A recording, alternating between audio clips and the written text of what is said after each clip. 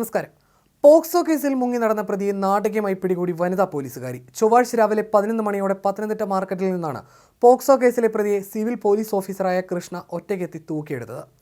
പത്തനംതിട്ട സ്റ്റേഷനിലെ civil police ഓഫീസറായ കൃഷ്ണയാണ് താരമായത്. പ്രതി ഓട്ടോയിൽ സഞ്ചരിക്കുമ്പോഴാണ് മഫ്തിയിലെത്തിയ കൃഷ്ണ ഇയാളെ പിടികൂടിയത്. എറണാകുളം തൃപ്പൂണിത്തറ നടമ വില്ലേജിൽ കോശ്ശേരി വീട്ടിൽ സുജിത്തായിരുന്നു പ്രതി.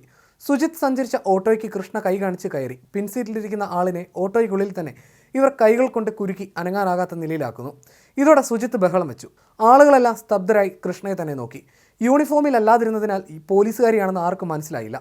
സംഭവം എന്തെന്ന് അറിയാൻ ആളുകൾ കൂടി. അപ്പോഴേക്കും ഓട്ടോ പോലീസ് സ്റ്റേഷനിലേക്ക് വിട്ടോളൂ എന്ന് ഡ്രൈവറോട് സ്ത്രീ പറയുന്നു. അപ്പോഴേക്കും സിവിൽ പോലീസ് ഓഫീസർമാരായ ആകാശ് ചന്ദ്രൻ, അനുരാജ്, മണികണ്ഠൻ എന്നിവരെത്തി.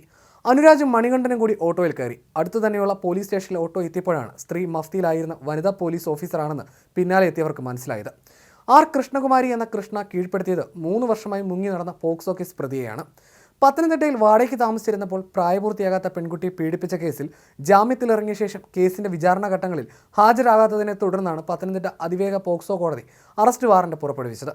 കോടതി നൽകിയിരുന്ന അവസാന ദിനമായിരുന്നു ചൊവ്വാഴ്ച. ഇയാൾ പത്തനംതിട്ടയിൽ മാർക്കറ്റിനടുത്തുണ്ടെന്ന രഹസ്യ വിവരത്തെ തുടർന്നായിരുന്നു കൃഷ്ണ അവിടെ മഫ്തിയിൽ കാത്തുനിന്നത്. പോലീസ് സ്റ്റേഷനിലെത്തിയ ശേഷം ഇയാൾ പോലീസുകാരോട് അസഭ്യവർഷം തുടങ്ങി.